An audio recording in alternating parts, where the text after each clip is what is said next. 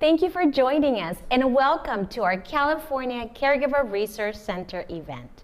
We are so grateful that you're here with us this evening.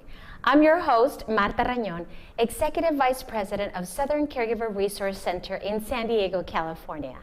I was previously a caregiver for my great aunt who had memory loss, and I cared for her for about 5 years. This event is in celebration of Older Americans Month, and today you'll be hearing from family caregivers from all over. But first, I want to share a bit about the California Caregiver Resource Centers, also known as the CRCs. We are a network of 11 nonprofits, and together we serve family caregivers in every county in California. So who's a family caregiver? Caregiver is a term used to broadly describe a relative or close friend who provides unpaid or informal assistance to someone like a parent or a spouse with a debilitating condition.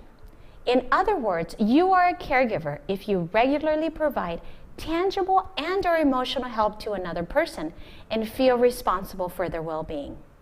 Let's take a look at some of the family members who we have had the opportunity to support at the California Caregiver Resource Centers.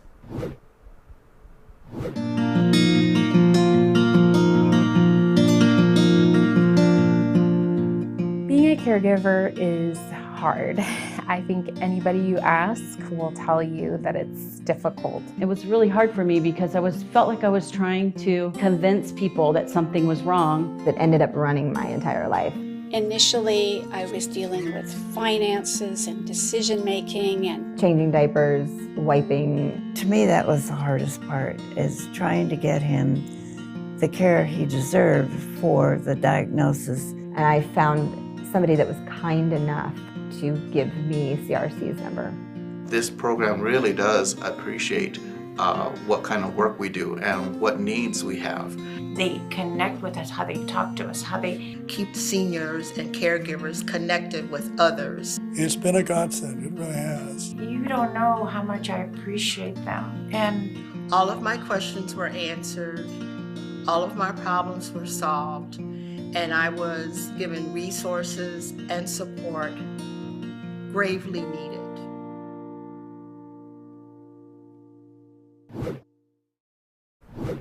We love hearing those stories, and we'll be hearing from 6 additional family caregivers today. Let's welcome them now. With us today, we have Jen Chan, Roseanne Corcoran, Leon Watts, Lee Broadway, Brenda Bowles, and Brooke Spurlock. Welcome, everyone. For those of you watching, please feel free to send in your questions for our panelists. To get us started, I'd love to hear more about the person you cared for. Jen, would you share a bit about who you cared for and what their diagnosis was? Yes, absolutely. Hello. I took care of my grandma. She raised me, and I was just very happy to take care of her. I took care of my grandma for 10 years. She passed away in May 2015, so that makes me right now a former caregiver. And I like to say that I was a young caregiver because I started in my mid-20s all the way to my mid-30s. My grandma had diabetes, she was incontinent, and she used a wheelchair.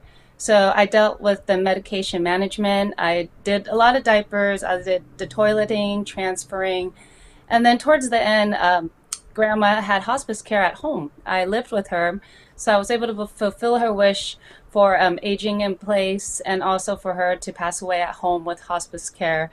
It was 3 months of more medication management, and that was a just very intimate experience for all 10 years, and I was very grateful that I can take care of her when she took care of me. Thanks for sharing that, Jen. Roseanne, what about you? I cared for my mom over a span of 12 years. I am the youngest in my family, so I was closest to my mom. And over the course of 12 years, from her realizing that there was something changing with her memory into she lived independently, and I would keep track of her medication and make sure she was eating her food and that sort of thing. And then we moved her in here with me and my family, my children and my husband. So I was smack dab right in the middle of that sandwich generation. And she remained here with us until her death last year. And I took care of, everything. We went through the whole process and hospice at home like Jen. And she passed in my house with all of us surrounding her. So that was our journey. Thanks for sharing, Roseanne. And Leon, you had a unique caregiving experience. Can you share a bit about that? Yes, I actually had helped take care of, because I have three sisters.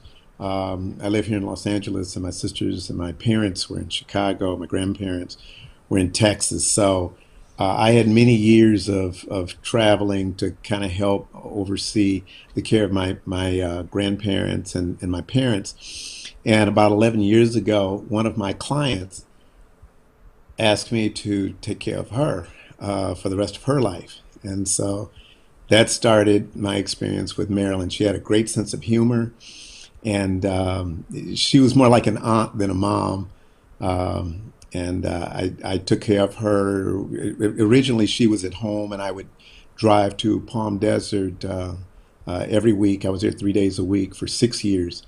And then when she wanted me to be a little closer, or she wanted to be closer to me, I moved her to sort of the outskirts of Los Angeles. She didn't want to be in the city, so she was in Palos Verdes and in facilities that were a half hour to 45 minutes away, so I could get to her pretty quickly. And so the last 3 months of her life, she was here at my house, and she was able to die here with me, And again, I fulfilled that promise. That's amazing, Leon. Lee, who did you provide care for? I cared for my father for a total of 14 years. And we decided after about a couple of years to move him into an assisted living facility. I was the only child present in Orange County, California. And Dad had multiple medical concerns. He developed type 2 diabetes. He also experienced heart attacks, at least 2. And eventually he developed emphysema as being a lifelong smoker.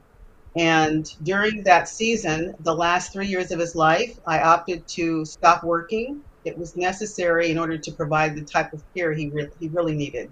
And it was a very difficult and also fulfilling experience.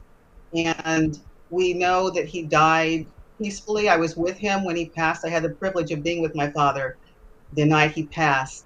And he smiled as he transitioned. And so we were so grateful to be able to provide the excellent care that he deserved. He worked hard all his life. He was a veteran, and we wanted to make sure that Dad was comfortable when he left. So I enjoyed the experience, but it was also challenging, and I'll talk a little bit more about that later and why I decided to create the 50 Plus Talk. That's so wonderful that he had you there. Brenda, would you tell us a bit about who you cared for previously? Certainly. It was my husband that I cared for, and he had Alzheimer's 10 years, and I took care of him. He also had cancer of the prostate, and before his Alzheimer's got really bad, he made the choice to not do any treatment for the cancer because he hated the Alzheimer's. And he didn't want it to be long and drawn out, so he chose no treatment for the cancer. And it's like he already had a good exit plan. It was really very, very difficult taking care of him. I was working, and I had to quit working, but just before I did, he was so lonely that I really felt sorry for him, and I got him a dog. And, that made all the difference in the world. He was happy then. He had this dog, and, he used to put people cookies in his pocket, and they were chocolate chips, and you're not supposed to give dogs chocolate. But, he just kept giving it, and he would say, "No, I don't have any cookies," but the dog would be right up close to him, sitting on the sofa, waiting for a cookie. So, I mean, it was not a very good thing, but at the same thing, it was kind of a funny thing that happened. But I took care of him at home, but later I decided to have help, and I'll tell you about that, which was quite extraordinary. But the day that I decided, because his Alzheimer's really advanced then, the day that the caregiver was going to move in and live with us, that's the day my husband died. So, I mean, I'm really glad I was able to take care of him at home. Well, thank you so much for sharing your sweet memories of your husband, Brenda. And Brooke, tell us about your caregiving role. My husband, he is 17 years older than I am, and he has end-stage COPD as well as heart failure. And it is just me, so I am the one who takes care of him full-time every day. Just moved to a hospital bed and just waiting for him to be on hospice soon. And I fight and advocate for him every day that I can, especially just troubled times in the world right now. It has been so hard. I keep going. There's so many challenges that I'm facing. I'm grateful I'd found everybody, and I'm just so grateful, and the support. It's just been tough. I'm having a hard time. I'm new to this because it's only been a couple of years, but really hard just the past year. Really having to going downhill really fast. But managing, trying to keep his spirit and as well as mine, but it's taxing. It is taxing. Thank you for sharing, Brooke. As you can see, caregiving and the roles that we find ourselves in can vary significantly. For some of us, some of the things that we have in common is that it's very challenging, and sometimes we find ourselves trying to figure out what to do. But that's why it's so important that having support available to family caregivers. And that's why for those of you in the audience, we want you to submit your questions to our caregivers, and we'll hear from them shortly. Brenda, you connected with Del Oro Caregiver Resource Center during your time as a caregiver. What kinds of support did you receive that helped you in your caregiving? Well, I'll tell you, they were a lifesaver for me. I was at my wit's end, and I was having such a difficult time, and then I found out about Del Oro, and they gave me counseling, which really helped a lot, and respite, because that is so important, that I hope the people in the audience realize they really have to take care of themselves, because it's so difficult. And it just, it zaps you of your energy, and it's all encompassing. And here my husband died 9 years ago, but when I talk about, I still go back to knowing how it felt. So get all the help that you can get. But I wanted to tell you about an incident that happened. I'm really a very nice person. I don't do mean things, but I'll tell you, there was one day that was so rough. He lost control of his bladder and was wearing those diapers, but because they're wicking, he doesn't feel it, so he didn't realize how wet it was, but it was hanging, and you could see it, and I could smell it. And I wanted him to change his diapers, but he would not change it. And finally he got mad. He took off his pants, he got the diapers, and he threw it down, but he threw it on the carpet face down, and all the urine leaked out on the carpet.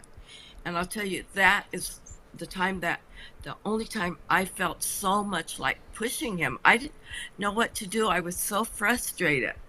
So anyway, the next day was my appointment with the counselor, And I told her about the incident and that I wanted to push him.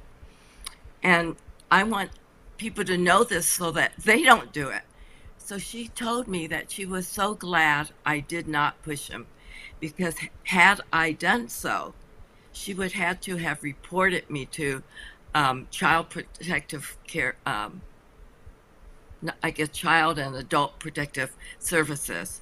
And that would have been on my record all my life. So just one push, you know, would have done that. So it's really good to have a counselor. They're there for you, and they can help you through some of the most difficult times, and to take the respite when you need it. And Del Oro gave me respite when I need it the most. I'll tell you, I can't say enough about Del Oro. I'm so glad that you were able to connect and get the help that you needed. It is so important, especially as caregivers, when we find ourselves in that frustrating situation. Yes. Brooke, you are connected to Valley Caregiver Resource Center. Can you tell us more about the support you received from them? Valley Caregivers, they have been a lifesaver for me. I just have to say, it was at the beginning of COVID, when COVID hit, that I needed support so bad, and I called all the places. I didn't even get a phone call from nobody, because I think they were just so overwhelmed. And I got on and I said, God, there has to be somebody or some place I can get help. And I finally came across Valley Caregivers, and they gave me some respite care, and which I didn't want to feel like a failure or say I need help. I think that was the hardest step for me, but they convinced me I needed to take care of myself, and I needed to get some help to take care of me so I can take care of him. So I did. We got respite care in. It has been wonderful. The breaks are wonderful. I'm so grateful. I've been on some of the classes. So the classes, you're so tired, and I was so tired. I still dialed in. And if I could get just one thing out of each of those classes, and I did, it was just wonderful. So it's really helped educated me more also, and to hear other people's stories, so I can better take care of them. There's just so many just channels of care that need, and it's sometimes. It really is, emotionally, physically, on both parts, me and him. Being married for 23 years, and I can't even sleep together with him anymore because he's on oxygen 24/7, and it's hard, and it's very lonely. It's a very lonely place to be.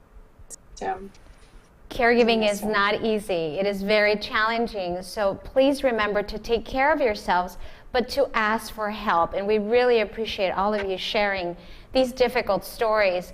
And remember, caregivers, support may also come from other organizations or communities. Roseanne, can you share a bit about the Daughterhood podcast? Sure. Daughterhood is an organization that Ann Tomlinson had started because she knows from working in the policy field just how hard caregiving is and how much caregivers have to try to scrape and find resources. So she started this as a group to have groups of women be able to meet, and men be able to meet and talk about their caregiving struggles. And I had started a local daughterhood circle in January of 2019. And what I kept hearing was the same issues, and we just heard it: isolation, loneliness, being afraid of how you're trying to do this, and just feeling really bad about it. So through the course of having these meetings, I thought, we're all looking for the same information, and I thought I could try to bring that to people. So I did. I approached Dan and said, I would love to start Daughterhood, the podcast, for caregivers, to help them to get the word from the actual caregivers that are struggling, and try to find information to provide in practical ways to help us. Because, I think if you're not a caregiver, you're not quite sure of what it means to be a caregiver and how that feels every single day. And sometimes you don't know how you're going to make it through the next day. And it's important to reach out for those resources. And I wanted to provide that through the podcast. I think organizations like Daughterhood, like California Caregiver Resource Centers, there are places that caregivers can reach out because we understand you and we know what this feels like because we've done it. And there's power in numbers and there's comfort in numbers. And the bottom line in this is that you have to survive this journey. It's not just about the care you give. You need that care also so that you can keep going. I love the Daughterhood podcast concept. Finding community is so important. Leon, where do you find support and community as a caregiver? Well, Marilyn actually passed in April, so now I work at SC. I do speak on caregiving and supporting caregivers. What I did, having had the experience of working with my parents and helping my sisters with them, was making sure to pretty much stay on a routine. Get up, have breakfast, eat regularly, do some exercise. And frankly, I kept a lot of sense of humor with Marilyn. She had a good sense of humor. And I would talk with everyone, about my caregiving of Marilyn. If the most frustrating thing that I actually experienced with some of the other caregivers, Marilyn had not wanted to, of course, a lot of people say, I don't want to be a burden, to my family or to anyone. And yet, I, like other caregivers, taking care of a loved one is an honor. And even though she wasn't a blood relative, as I say, I felt as if she was a relative, and I cared for her that way. But having the experience taking care of other family members, I knew how important it was for me to take care of myself. So my support actually came from all my friends and family who would, call me and see how I was doing. As it was really kind of ironic, sometimes I would call some of my friends who were taking care of their parents to see how they were doing. So it was like a little network of caregivers that we helped support each other. I became familiar with the USC Caregiver Support Group back in the 70s when I was going to move my father from Chicago here to LA. And he chose to go into assisted living in Chicago rather than to come out here. But I was very happy to know that there was an organization that I could, go to. I was in contact with the CRC organization along the way of taking care of Marilyn in the event, I did need some support and resources. But as I say, having had some experience going into taking care of Marilyn, I knew that I needed to have a routine to take care of myself. What a great reminder to take care of ourselves and keep a humor in this role. Jen, can you tell us about Senior Shower Project and why you created it? Of course. Senior Shower Project is my startup. It's an online gift shop where I'm introducing a new party called Senior Shower, which is specifically a celebration party for family caregivers of older adult. I really found that the caregiver identity was such a huge piece for when I became a caregiver for my grandma. And I felt like caregiving was such a life-changing role. We've heard from everybody that it's been challenging. And then there's a lot of activities, and it's important to find support so we don't feel isolated. So I said, what if I create an event called a senior shower, much like a baby shower, but it's for caregivers of older adults, where people got together and shared caregiving advice. That's the party theme, right? It's the caregiving topics. And they brought gifts that you can use for caregiving, and they can recommend books, movies, and even the Daughterhood podcast, things that caregivers can use. And the people that are at this party can be their family and friends, and this can this could be their community, their support group at the very beginning of the journey. Family values was really important to me and my family, and I thought, wouldn't it be wonderful if there was a life milestone party that becomes a family tradition, where when somebody becomes a caregiver for an older adult in their family, they get a senior shower. And that's how the Senior Shower Project was born, with that idea. Celebration is so important, and what a great idea. Lee, you also focus on celebration. Can you share more about the 50 Plus Talk? Absolutely. Thank you, Martha. The 50 Plus Talk was originally called 50 Plus and Fabulous because when we're over 50, we have so much life left in us and so much to give. And I celebrate that life after 50. And the 50 Plus Talk began really as a celebration of life, and it's transitioned into a resource for information. Similar to Roseanne, one of my greatest challenges was finding resources, answers to questions I had as a family caregiver. I go who to speak to, who to contact. So I noticed as I was involved in caring for my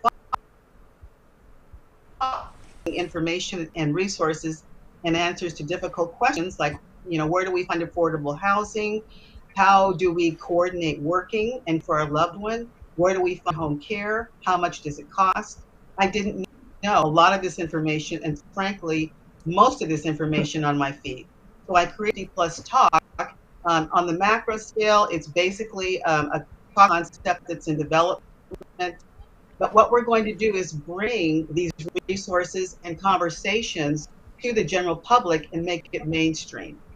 So people will know where to go. They'll understand what legislation is being constructed for their benefit. So they'll understand rights as caregivers when they enter a hospital and when they're looking for medical assistance, how to medications, and so on. And really, at the end of the day, it's going to be a place where we can have open, honest conversations about the challenges we're experiencing as caregivers. It's going to be a place where caregivers are given a voice to share what they're experiencing so that we can begin to develop solutions to help them. Because what I experienced was so hard. I stopped working 3 years of my dad's life. I had a very vibrant career in banking, and it changed the entire trajectory of my life, financially, socially, and in every imaginable way. I was in my early 50s, and I wasn't able to get rehired back into my industry. And I thought, there must be other people like me who were experiencing the same challenges. So I created the 50 Plus Talk as a way of educating, inspiring, and encouraging those who are experiencing the same challenges I experienced as a family caregiver. I love hearing all of these different places to connect with other caregivers and share their stories. If you're on Facebook, we have a Facebook group specifically for family caregivers in California. Check it out by going to the link down below. Now let's take a few questions from the audience.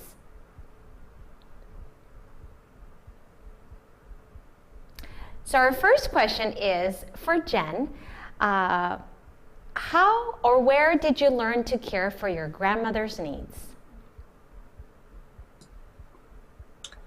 Just at home, trial and error, I mean, except for learning how to give the insulin shot for our diabetes. I learned it from the nurse, but just figuring out what's the best way to, I think I could have done better. There's a lot of online tutorial now, in this digital age, but, in terms of learning how to change her diapers, how to transfer her, it was by trial and error. And I would advise any caregivers that are tuning in now, just make sure you do it properly. I threw out my back. I lifted my grandma wrong, and that really sucked. Don't do that. I didn't do it properly. So if you feel like you need to figure out the right mechanics, definitely look up some videos or contact your local CRC to see if somebody can give you advice on how to do things properly.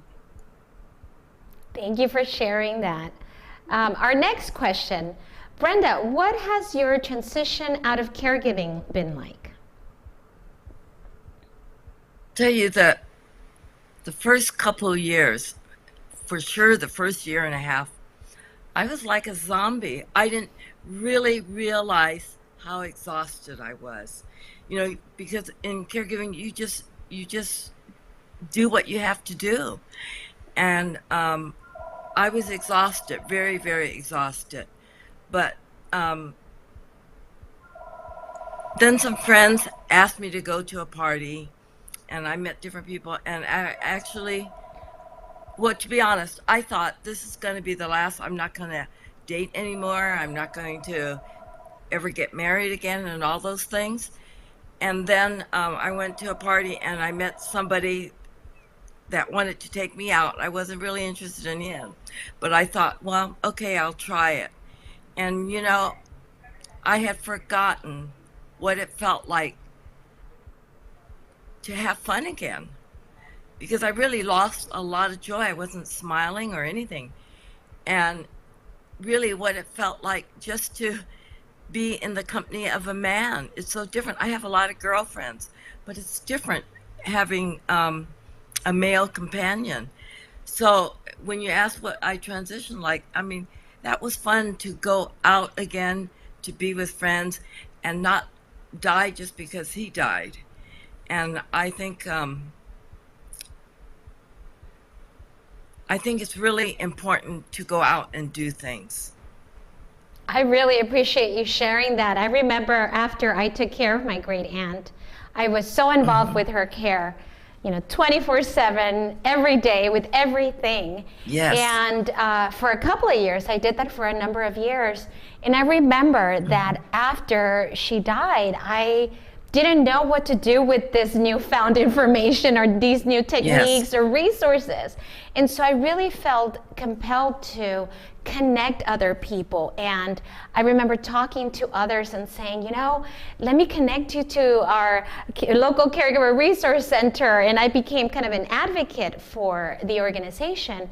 And at that time, I just felt that others needed to know about this resource so that they could also connect. And interestingly enough, I became a volunteer for this organization that I now work for. But at that point, I just wanted to do something else with the knowledge that I had acquired. Anyone else want to share how they transition out of that caregiving role? Yes. I was going to say, when you finish caregiving, everything is different, because even the schedule that you kept is different, because it was around that person. And when that person is gone, it's like, well, now what do I do? Where is the purpose of your day even? And it takes a long time, aside from your grief, because you're grieving that person, you're grieving the schedule that you had, you're grieving the life that you had, not to mention the life that you had before you were caregiving. There's a lot of grief in caregiving that I don't think we talk about that is a huge part, and it's part of what weighs us down sometimes. And it's important to discuss it, because it's there and it's part of this. But trying to move forward, especially when you've done it for so long, it's like you've lost this part of you, because you have. And you have to learn how to go forward in the world as yourself again. And it's hard, because for a long time, I mean, listen, for however long that you're caring, and then that stops, and you go, okay, well, what do you want to do today? Well, when's the last time somebody ever asked you that? It's hard, and it's hard to accept that and then move forward and be like, okay, I can do this today, because we're all so reactive as caregivers. And I think you mentioned the different roles that we have now shifted to. There's also, in talking about loss and changing of the roles, there's also that ambiguous loss, that sense of maybe you were a spouse and you had a partnership for a marriage, for example, or partnership for many, many years, and now that role has changed. Now as the caregiver, almost like you've become the parent that's taking care of this individual, kind of like a child.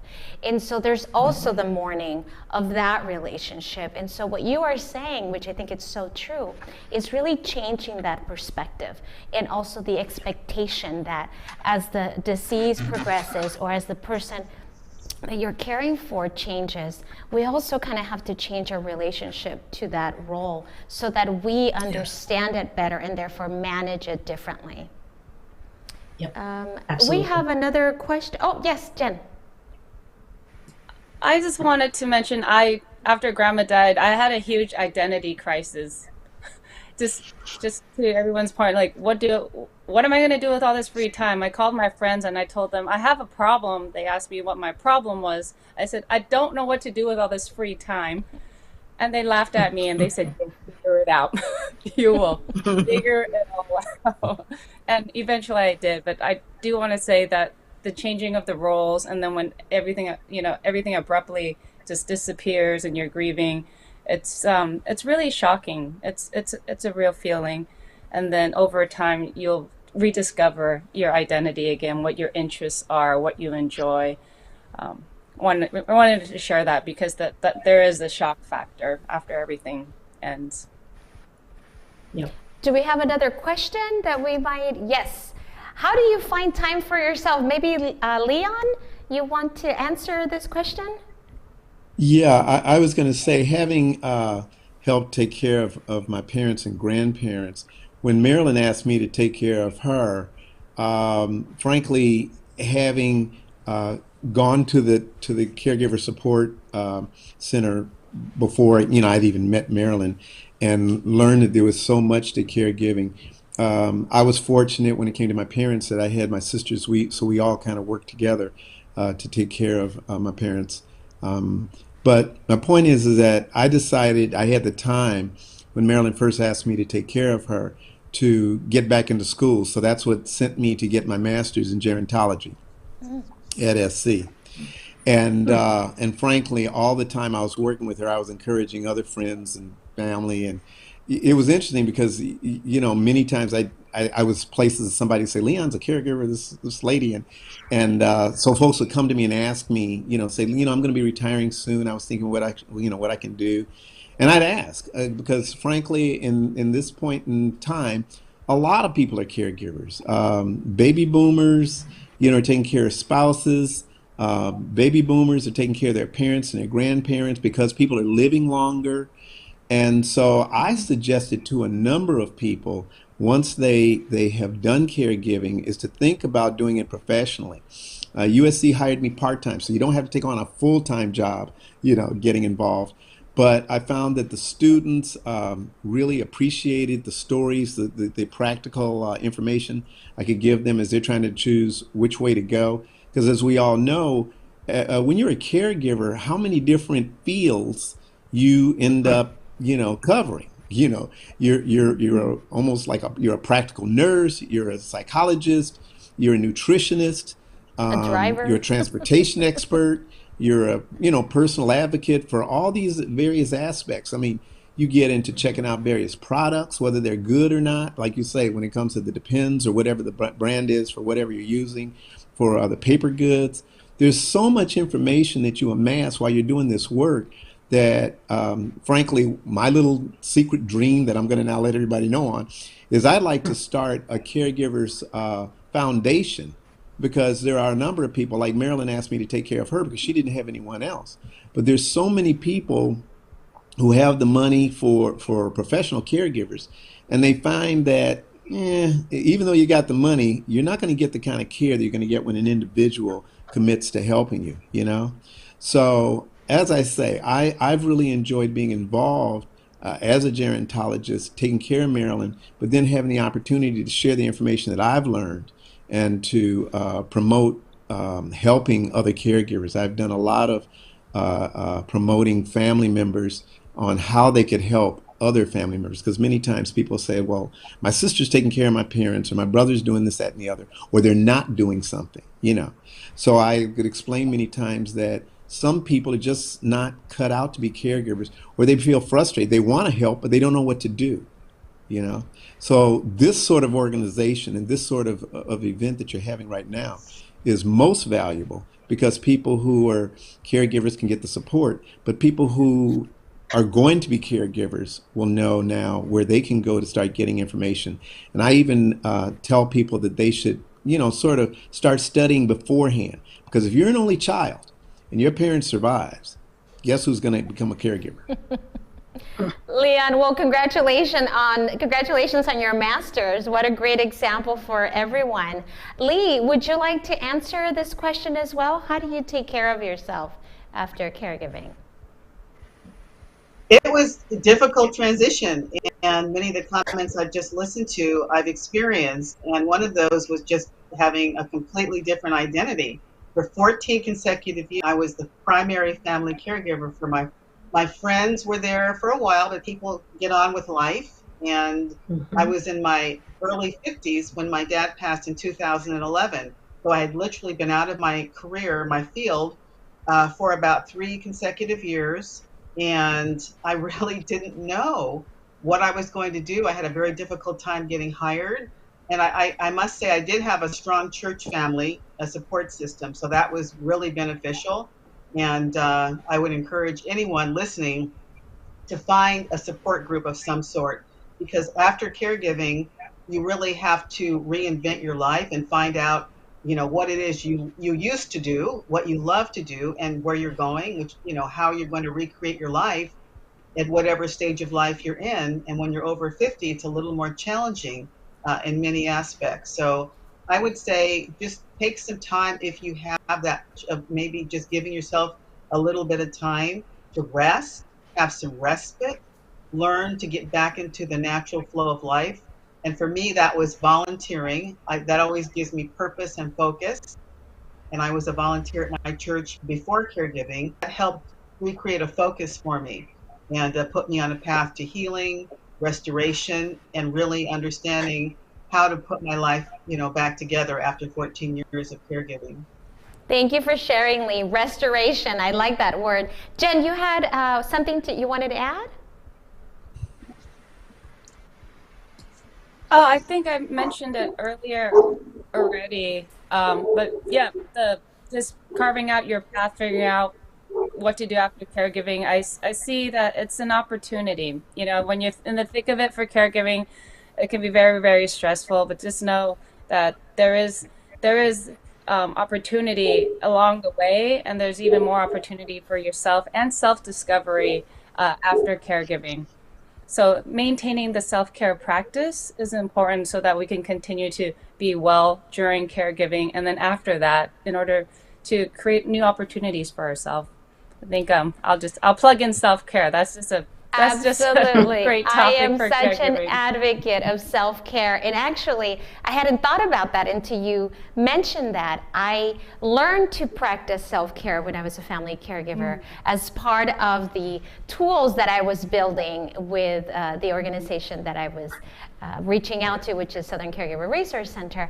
And now I find myself constantly applying some of those skills that I learned, self-care being one of them. And so I'm trying now to teach the next generation, my children, to also focus on themselves and also allow me some respite, some time out, some mommy time, whatever you want to call it, because it's so important that as busy adults, we also practice self-care, even if we're not in the caregiving role.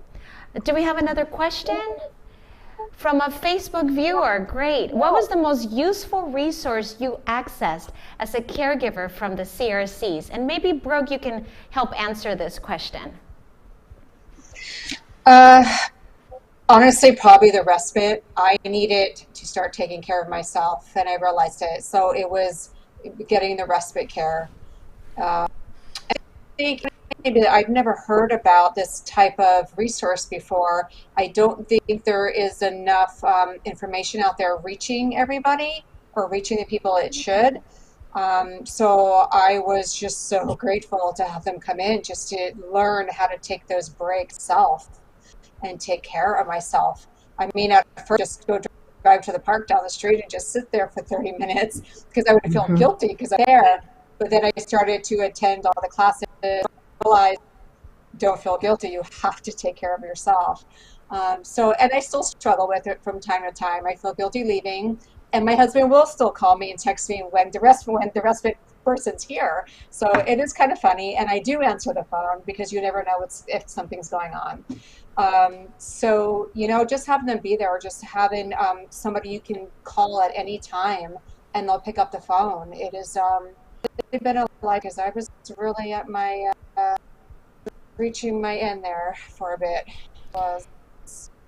I totally understand, and I hear you. I remember when I was a caregiver, I actually would task my brother who lived out of town and in a totally different state, and I would say, I'm gonna be the one, I want you to be the one for me that I call on to vent, to talk, to cry, to laugh.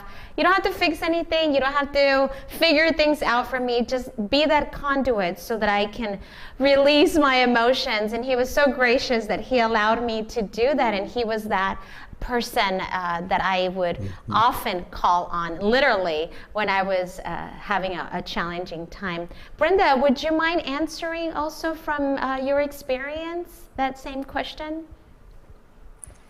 I'm sorry, what part did you want me to talk about? Our question about what is the most important resource that you were able to acquire? Yeah. I would say both respite and the counseling. Mm-hmm. I found the counseling to be really, really, really helpful because they gave me some ideas that I hadn't even thought about. And like I told you about that part, I just wanted to push them. I was so frustrated. I mean, gosh, what if it was on my record all the time? That that would have been horrible. I totally hear you too. I remember when I was reaching out and connecting to Southern Caregiver Resource Center for services, I also took advantage of the counseling program. And what helped me the most was, they're obviously very professional and they completely understand where we're all coming from as caregivers.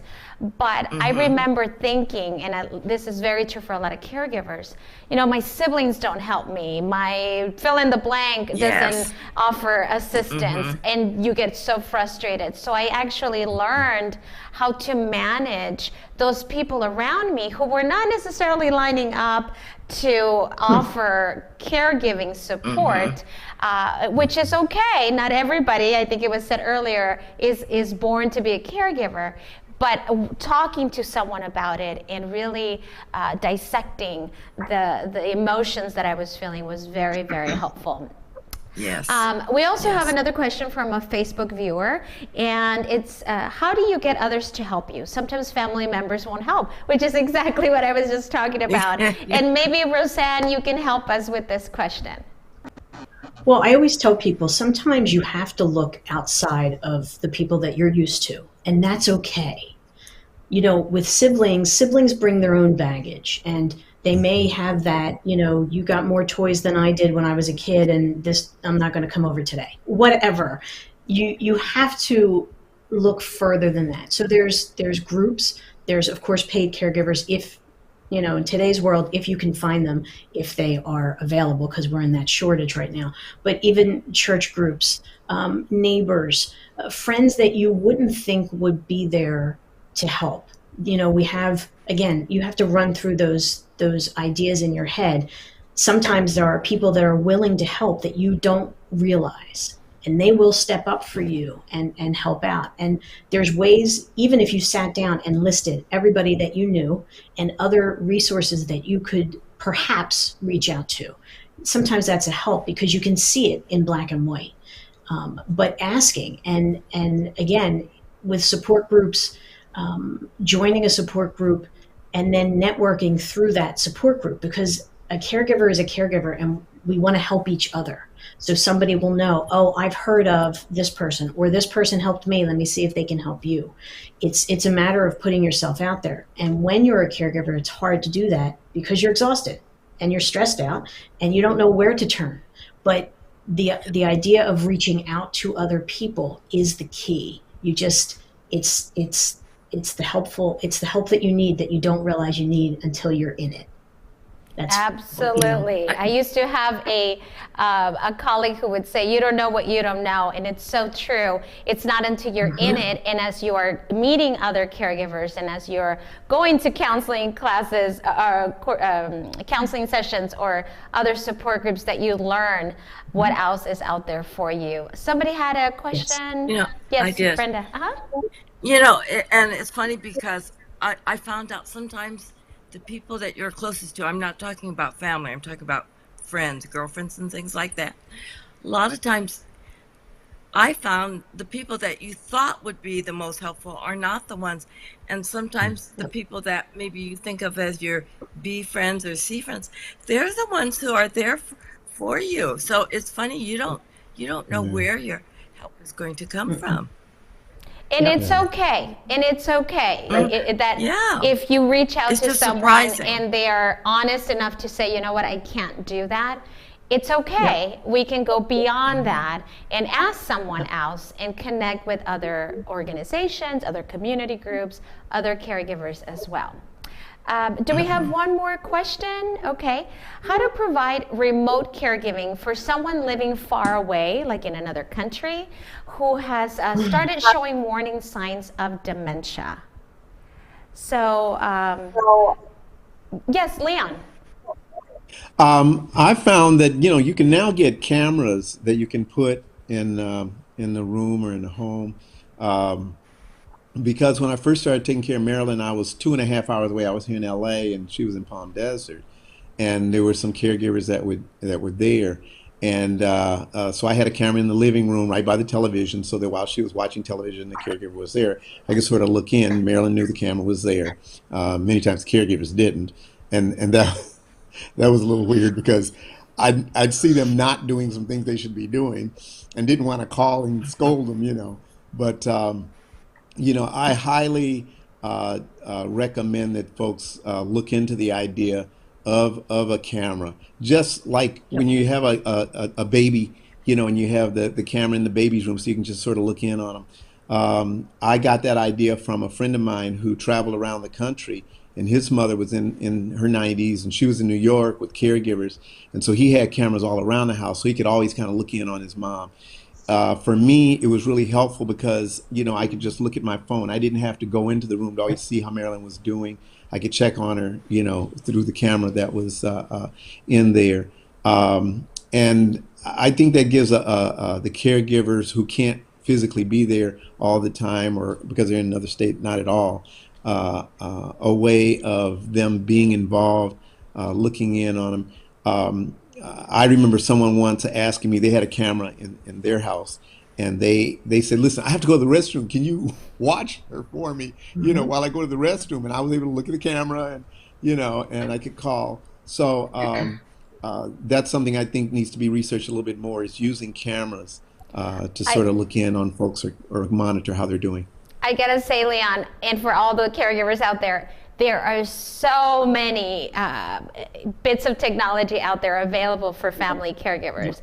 I mean, you talked about the baby monitors. We have our phones, we have laptops, iPads. I mean, we have all of this technology available like never before. So it's about getting creative and figuring out what can you do, what can you prop up to help you if you do have to run out of the room, like to use the restroom, which is obviously taking care of your needs, but at least it gives you an opportunity to still keep an eye on that person.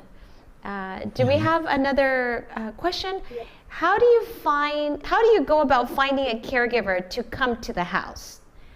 Well, I can start with answering this question. And of course, here in San Diego County at Southern Caregiver Resource Center, those of you who have connected to our services, we're able to access our in-home care services, a lot of our partners that we have who do that. They go to people's homes, caregivers, and figure out what their needs are, take care of the care receiver, obviously work with the families. That is one way. I don't know if anybody else has other suggestions on how you can find caregivers to come to the home. Let me tell you that at least with our organization, the beauty about this, with about 450, about 500 in-home agencies that exist, list, it's really daunting for caregivers to have to vet and sift and make sure that they're background checked and fingerprinted. But we take the guesswork out of that. We work with these companies, and so we do the background checks. We work with them closely, and so we're able to identify which are the ones that are working and which are the ones that maybe shouldn't be working with family caregivers. And so as a caregiver who comes through our doors, you at least know and have that peace of mind that we already took the guesswork out of that. I don't know if anybody wants to talk about how if they utilized these services, how they were able to. Yes. Sure. Brenda. I was lucky enough, I had asked a couple of my friends, I have friends that are nurses, and I asked them if they knew of other people, and I was able to find a CNA that was a friend of one of my friends.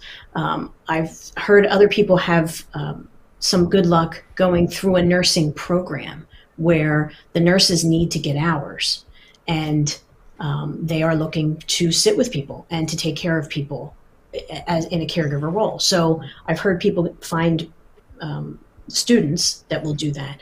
Also, I know care.com has a whole search engine that you can go through. Sometimes they will check the references. Sometimes you have to check the references. It's daunting because you're meeting these people and you don't know who they are. You don't know anything about them. But right now, it's gotten so bad with the caregiver shortage that we have to start trying to be more creative in how do we find someone, because you still need the help and you still need the break. So, there are local agencies in the area. Sometimes if you get lucky with your primary care physician, they may know somebody, or somebody in the office may know somebody. Again, it's trying to throw that wide net, because you have to go past the people that you know as well as the people that you know. So it's tough, but you have to try to, increase your level of looking. Thank you, Rosanna. I apologize. I believe I called you Brenda, but thank you so much for sharing that bit of information. Do we have anyone else who wants to share in this question? Yes, Jen. I just wanted to share, after casting the net, like Roseanne said, once you find a potential caregivers, I think it's important to remember the importance of cultural values. For your families, once you get it, I speak from personally with my grandma. She spoke Chinese, and really just a caregiver that understood the Chinese culture really helped the quality of life and service for my grandma. So definitely keep that on top of mind when you're searching for a caregiver. Ask the questions about if they know the culture, and just think for your loved one, the care recipient, whoever's receiving the care, how that would really help them feel being taken care of. Thank you, Jen, for sharing that. That is so important and so valuable for families. Well, everyone, thank you so much for joining us today. This has been an amazing discussion, and I'm so appreciative of your time. Many of our guests today have been featured in our Caregiver Spotlights, which you can find on our website. Go to caregivercalifornia.org, click on Resources, and then Caregiver Spotlight to read their full stories. As you heard, having resources and support as a caregiver is incredibly important.